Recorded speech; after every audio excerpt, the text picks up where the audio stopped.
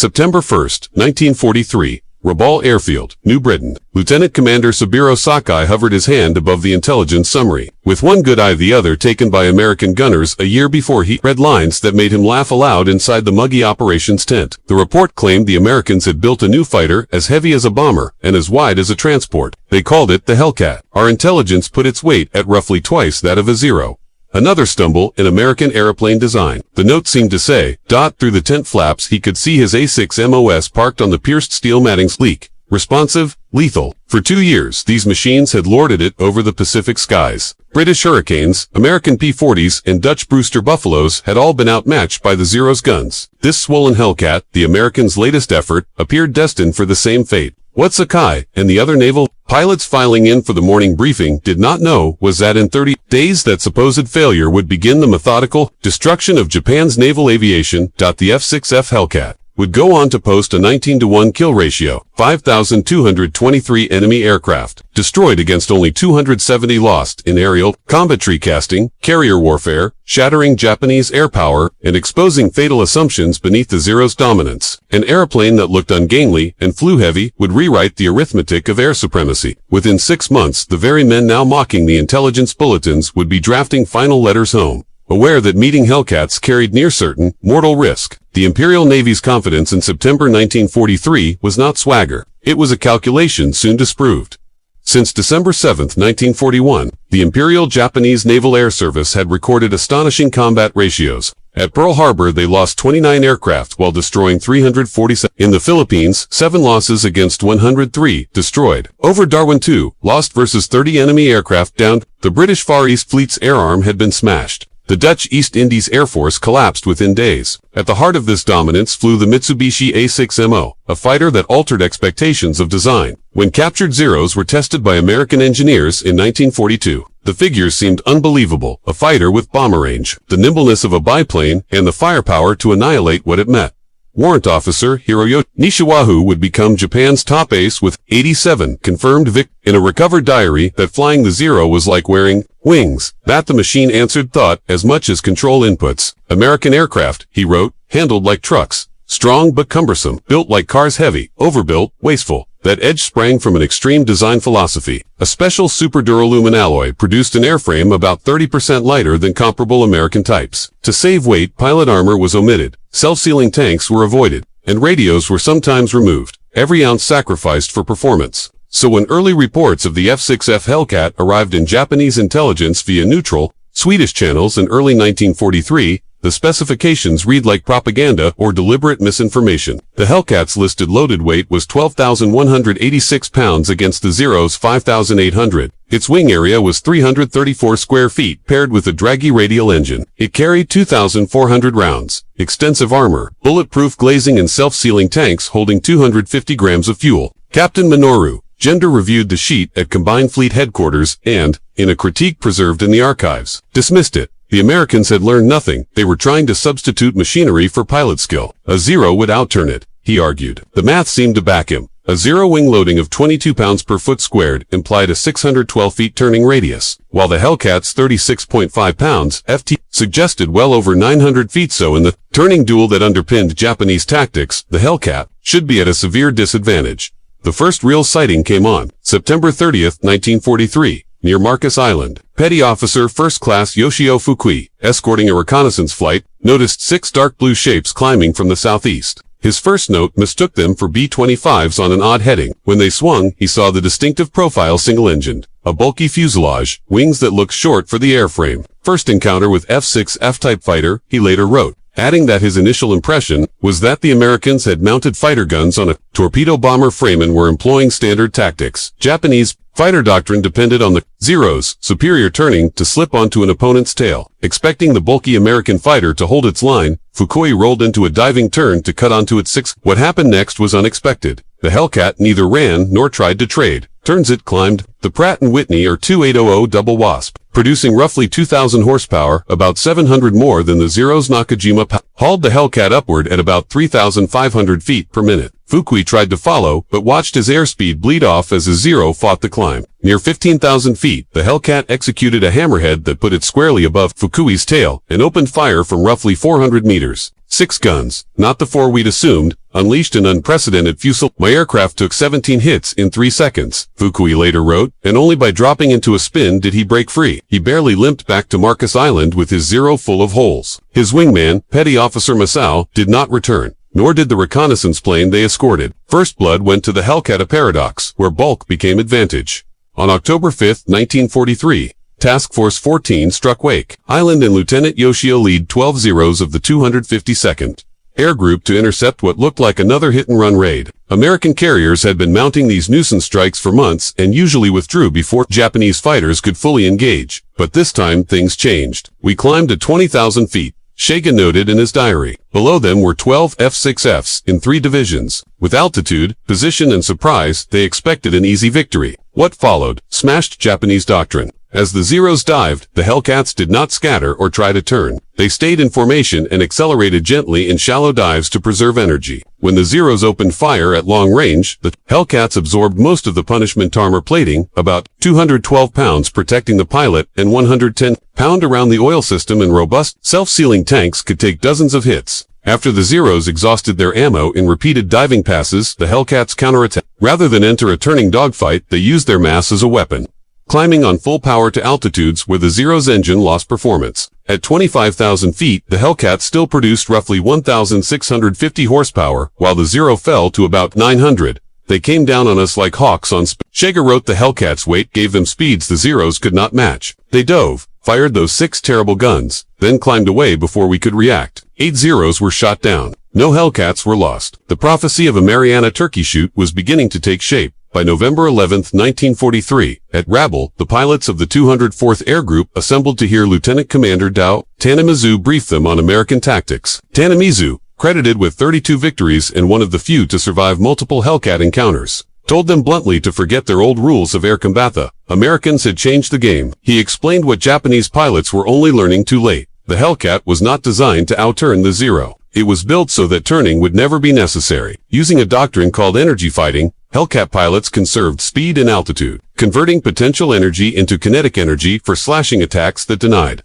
Zero pilots any opportunity to use superior maneuverability. They fought in pairs, one high, one low, so while you were engaged by one attacker, the other was already diving on you. Their radios, once mocked as needless weight, allowed near-perfect coordination. We fly as individual samurai. They fight as a machine, Tanamizu warned. By December 1943, the technology gap was unmistakable. At TR Lagoon, Commander Mitsuo Fuidahu had led the Pearl Harbor strike and now served as air operations officer for the combined fleet-inspected Zeros. Returning from clashes with Hellcats, and the disparity was clear and numerical. The Hellcats' 6 Browning M2.50 caliber guns each fired about 750 rounds per minute, roughly 4,500 rounds per minute total. A .50 caliber projectile weighed roughly 46 grams and left the muzzle at about 2,900 feet per second, delivering on the order of 3,500 feet lb of energy. By contrast, the Zero's 27.7 millimeters weapons fired about 11 grams projectiles at roughly 2,300 feet per second, producing around 750 feet lb. Even more alarming were reports of radar-directed fighter control. While Japanese pilots still depended on eyesight to spot adversaries, Hellcat pilots were being vectored by shipboard radar controllers who could detect Japanese formations from some 50 miles away. Lieutenant Sadamu Kamachi recalled his first radar-directed interception. We were climbing through clouds when they hit us. No warning, no visual contact.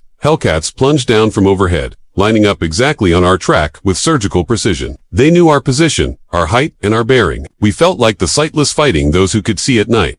By January 1944, the pilot problem had become dire. What had once been the Imperial Navy's grueling pre-war flight program, 3 years of instruction and roughly 7 hours before combat, Army flyers usually had at least 500, had produced virtuosos of aerobatics, marksmanship, and the martial spirit of airfighting. By early 1944, naval pilots were being sent into battle with only about 300 hours. Army pilots with roughly 200 fuel shortages forced much training into gliders. Live gunnery was reduced to some 50 rounds per man, and drills and formation flying, instrument work, and radio procedures were dropped to rush recruits forward. In contrast, American aviators arrived with a minimum of 300 hours, including about 50 hours in type. Thousands of practice rounds expended, carrier landings made routine, and energy tactics honed over safe training fields in Texas.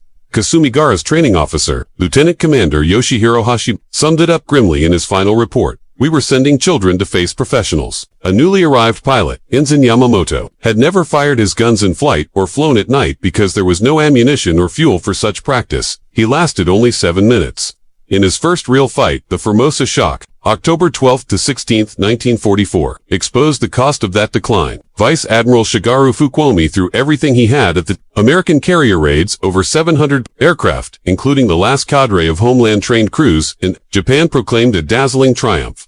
Carriers and battleships sunk and 300 enemy planes destroyed. When gun camera film was examined, the truth was brutal. US losses were about 89 aircraft, while Japanese losses ran to 329, and nearly all experienced pilots were wiped out. Lieutenant Sadaki Akamatsu, one of the few who survived, later described it as slaughter. Hellcats occupied every altitude above us when we climbed. Below us, when we dived, the sky parceled into coverage grids so that the encounter felt less like combat than organized extermination. On June 19, 1944, in the Philippine Sea Operation Ago, the Japanese committed their rebuilt carrier force to what they hoped would be a decisive blow: 9 carriers and some 450 planes, including their best remaining pilots, against Task Force 58's 15 carriers and 956 aircraft, roughly 450 of them F6F Hellcat. Admiral Jibaro Ozawa launched strikes in 4 waves, confident that pilot skill and the Zero's range would win the day. The first wave of 69 aircraft took off at 8:30 but was detected on American radar at 150 miles. Hellcats were vectored to intercept with perfect positioning, altitude superiority,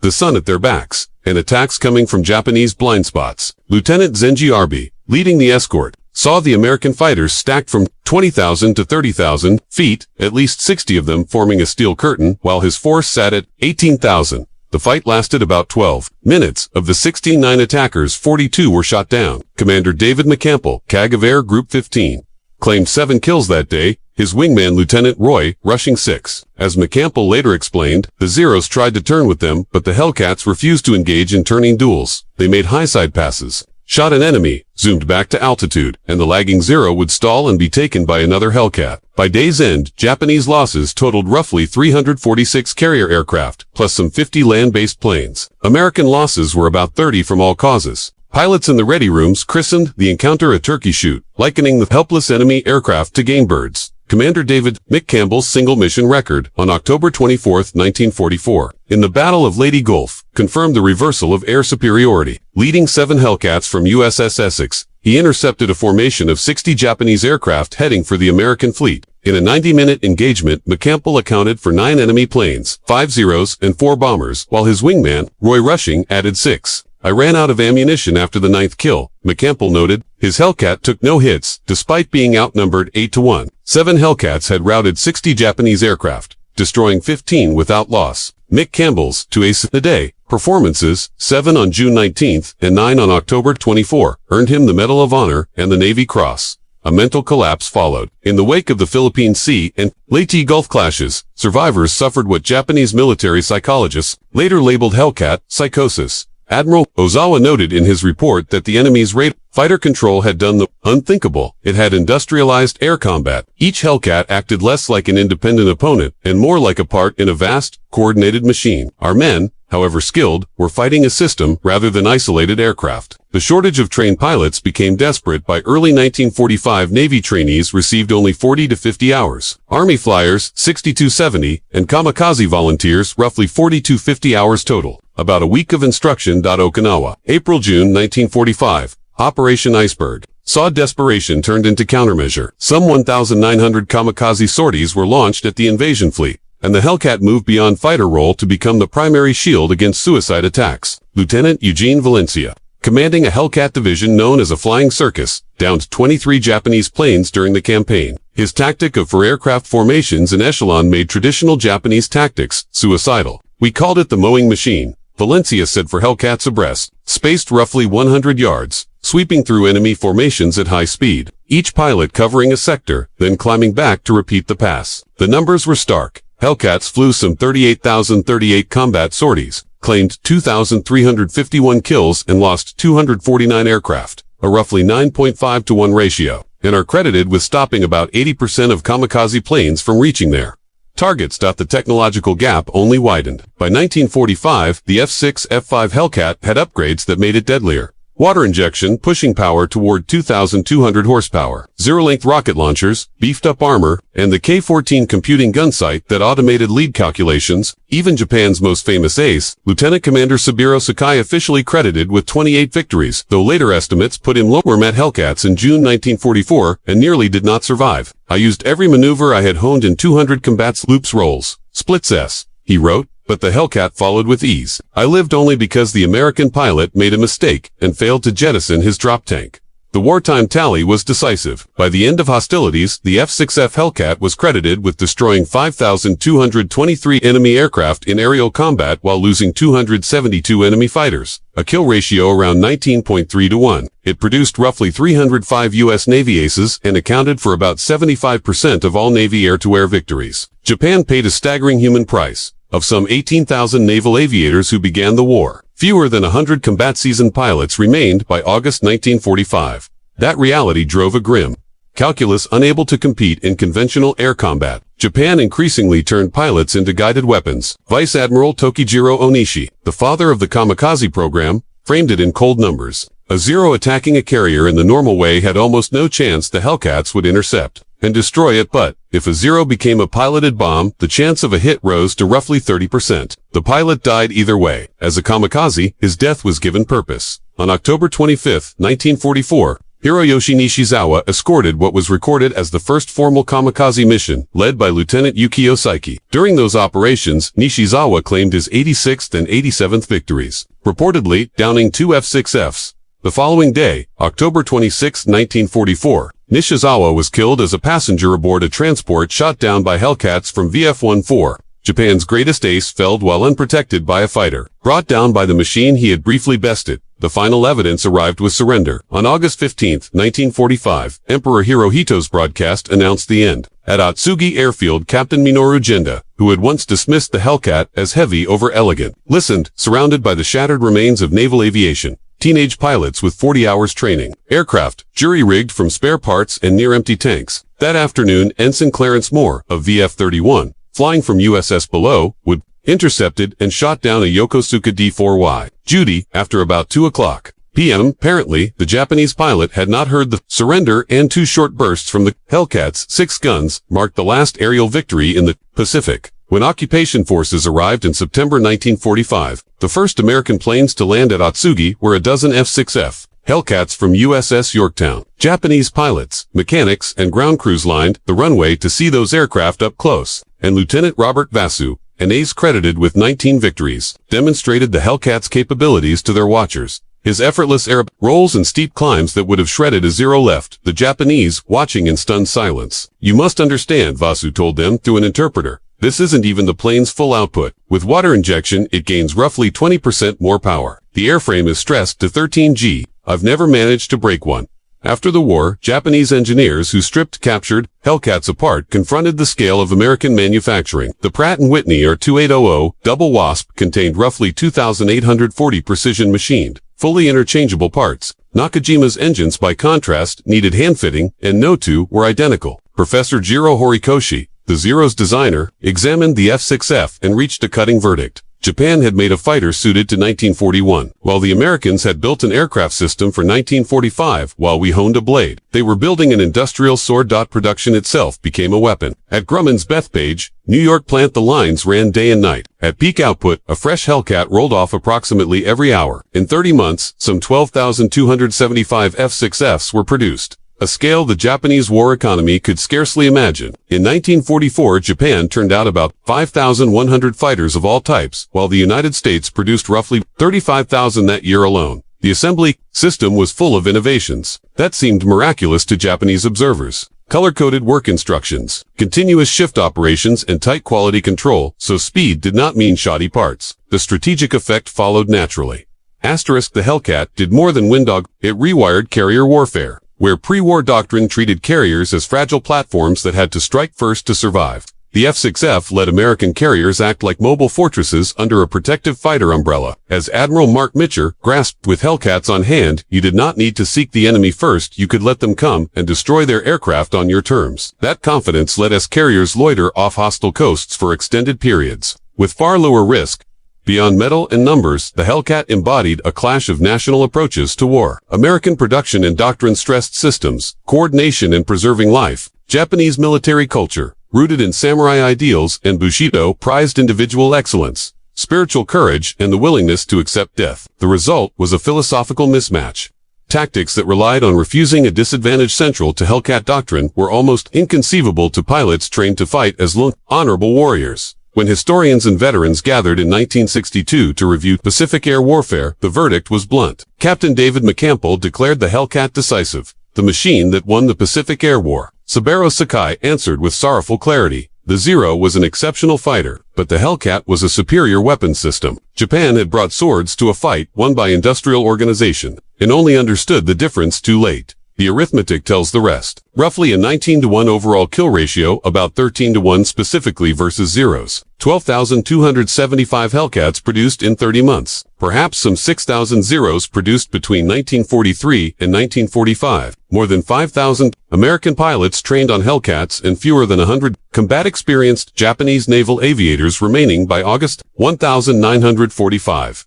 Admiral G. Saburo Ozawa later admitted that they mocked the Hellcat because they failed to see it as the expression of an entire civilization's warfighting method. By the time that realization dawned, their air arm had been erased. Sakuraya Lieutenant Commander Saburo Saka lived until 2000, and in his last interviews he summed up the collapse plainly. The Zero had made Japan a formidable naval power, but the Hellcat exposed how much of that reputation rested on assumptions the industrial age had already invalidated. We thought we were samurai, he reflected. The Hellcat showed we were men with obsolete weapons facing the future.